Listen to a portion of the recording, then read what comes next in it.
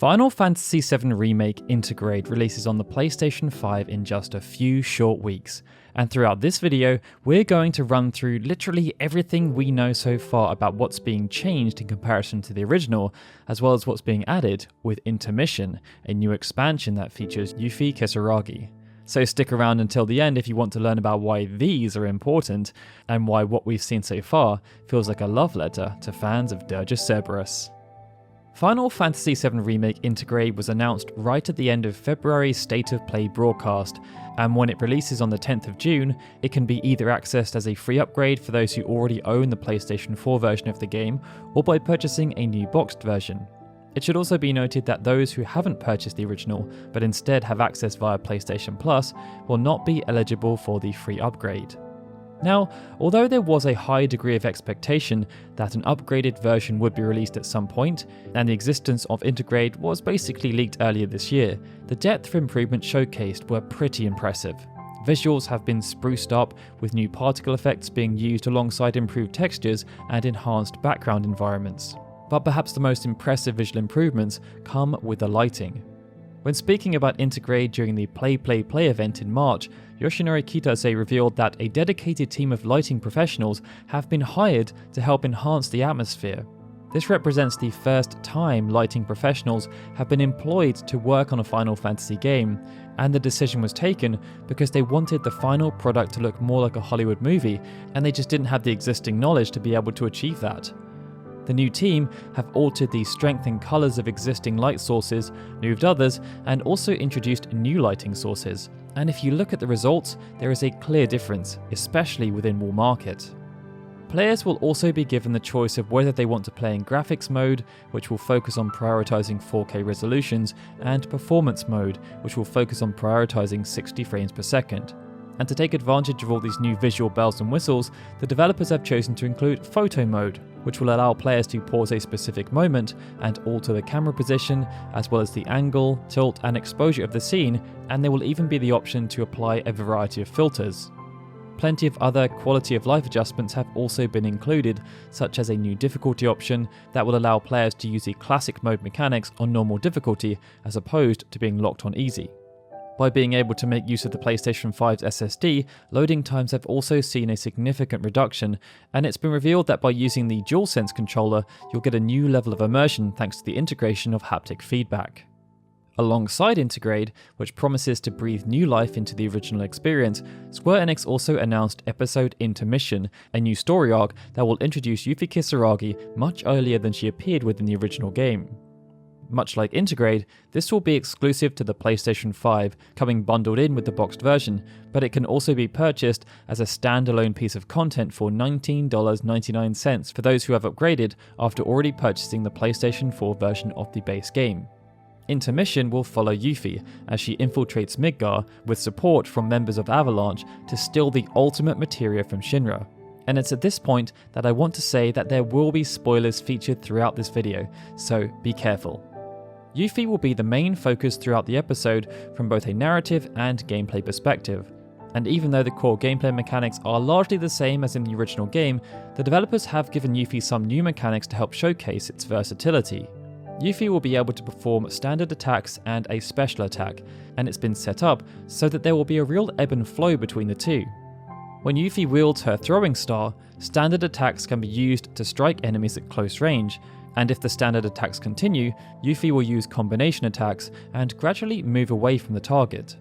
This then lends itself to using the special attack, which will see Yuffie throw the throwing star at her enemies. Doing so then puts Yuffie into a different combat state. As she will no longer be holding the throwing star, Yuffie will instead use ninjutsu spells, and they can be modified to target enemy weaknesses. In the initial sense, ninjutsu spells have no elemental affinity, but Yuffie has the ability to change them to either being associated with ice, fire or lightning. After a while, the throwing star will naturally return, but it can be recalled early should the player wish, and the cycle starts again. Outside of this, Yuffie has 3 other moves that have been revealed so far: Art of War, Banishment and Windstorm. Art of War sees Yuffie unleash a huge flurry of attacks that deal progressively more damage. Banishment is an offensive ninjutsu attack that has its damage output linked to how much ATB has been spent, and Windstorm creates a gust of wind that damages enemies and lifts them into the air, moving them around the battlefield. But what's interesting is that even though there will be parts where Yuffie fights solo, she will also have an ally called Sonon Kusakabe. Sonon is a new character specifically created for Intermission, and from a lore perspective, he is a warrior that is said to have been trained by Godo himself. Even though he's a skilled combatant and saw a lot of action during the Wutai War, Sonon is assigned to support Yuffie, and he acts as the perfect foil, being calm and collected as opposed to erratic and eccentric. Even though Sonon will appear alongside Yuffie in combat and will damage enemies using his rather large staff, players won't be able to take direct control. They will instead need to pay attention to his ATB charges in order to issue commands, and this is where a new mechanic called Synergy also comes into play. If both Yuffie and Sonon have ATB charges available, by pressing L2, the player will be able to perform synergized versions of Yuffie's abilities such as Art of War and Windstorm. This will allow them to do more damage, with effects also enhanced to reflect the extra ATB cost. Each of them also have limit breaks that will deal significant amounts of damage, with Yuffie's called Bloodbath and Sonon's called Dance of the Dragon. To build up character depth, we know that Sonon had a sister called Melfi, and she looks kind of similar to Yuffie. She also had a pinwheel hairpin and another pinwheel on the back of her jacket. This symbol represents the circle of life within Japanese culture, and it feels like a purposeful act to include it in association with this character. The pinwheel was also one of Yuffie's weapons in the original game, where it could be purchased from Cosmo Canyon. In the same flashback, we also saw that Melfi died at the hands of Scarlet.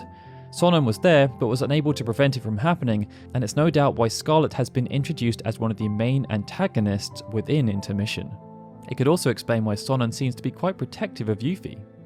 Sonon will be voiced by Alex Lee, who has recently appeared as one of the voices available for Hunter in Monster Hunter Rise, as well as Zenitsu in Demon Slayer. But the most interesting aspect about Sonon's voice casting comes from his Japanese voice actor, Yoshimasa Hosoya. As noted by Audrey, Hosoya is known for voicing characters who either perish at some point during the story or suffer some kind of great tragedy. Alongside Sonon, there are 5 other characters we know about that have been created for Intermission, and the first 4 are part of what's been dubbed Avalanche HQ. Unlike Barrett's Splinter Group, Avalanche HQ are much more peaceful, but have agreed to assist Yuffie to help establish a connection with the new Wutai government. Each member serves a specific purpose. Gigi is the main liaison, Nayo is essentially the group's quartermaster, Billy Bob is in charge of intelligence gathering, and Polk is something of a dog's body. It means that Gigi, who is voiced by Griffin Pautu, will act as a guide, using his sharp wits and nimble feet to make sure that Yuffie and Sonon can become acclimated to their new surroundings without unwanted interruptions. Nayo, who is voiced by Ashley Boricha, wears subtle Avalanche branded attire. Unlike Gigi, who is born in Wutai, Nayo was born in Midgar, and she's responsible for obtaining anything Yuffie and Sonon need in order to progress with their mission, such as fake IDs. Billy Bob, who is voiced by David Goldstein, has lived in Midgar for many years and comes with a high degree of experience. He uses that experience to coax information out of drunkards at the local bars. And then there's Polk, who's voiced by Daniel Ammerman. He's the youngest member of the group and is still learning the ropes, but has become obsessed with a new board game called Fort Condor that's been created by Shinra to recreate one of their military campaigns. Fort Condor appeared within the original game as both a location and a minigame, and it has been repurposed and enhanced within Intermission. It now appears as a 2-player game with multiple boards to choose from, and the ATB and materia systems have been incorporated to help add much more depth. Unlike the original game, which used personal finances to deploy units, ATB charges are now used to deploy units to the battlefield, and once deployed, they will march towards the opponent's base, engaging whatever enemies stand before them. There will be a variety of units available, and each one is assigned one of 3 roles: Vanguard, Ranged, or Defense, and each role will have strengths and weaknesses in relation to the others. Materia can also be used to cast powerful spells in order to tip the balance in your favour, but each materia can only be used once, so knowing when to use them will be crucial for success in tough battles. It feels like this will be turned into a comprehensive side quest, with Fort Condor battles accessible from numerous NPCs, and it's even said that should the Fort Condor Grandmaster be defeated, that a rare materia can be obtained. And that brings us on to another interesting side quest that featured in the original game that will have a fresh interpretation within Intermission. The Turtles Paradise side quest involved reading flyers from all around the world that were attempting to promote the Turtles Paradise bar, which was located in Wutai. If all 6 flyers were found, upon visiting the bar, the party would be given numerous rewards, including a collection of sauces and a megalixir. In Intermission, the side quest relates to a bar known as the Happy Turtle, and the quest giver is a new NPC called Old Snapper.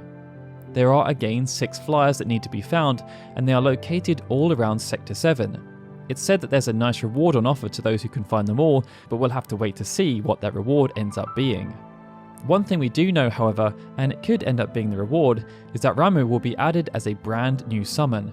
Naoki Hamaguchi, who has taken over from Tetsuya Nomura as the director of the Final Fantasy VII Remake project, revealed that he wanted to include Ramuh in the base game, but Leviathan ended up taking the spot. Now in Intermission, Ramuh arrives in his full lightningy glory, and there is a successful return of his ultimate attack, Judgment Bolt. And that brings us nicely onto enemies that you'll be able to smite throughout, probably using Ramuh. So far we've seen quite a few enemies that will appear in Intermission. Yuffie will be able to fight against Toxirats, which appear to be reskinned were-rats, Gorges, Don Corneo's lackeys, Venomantis, and Wraithhounds.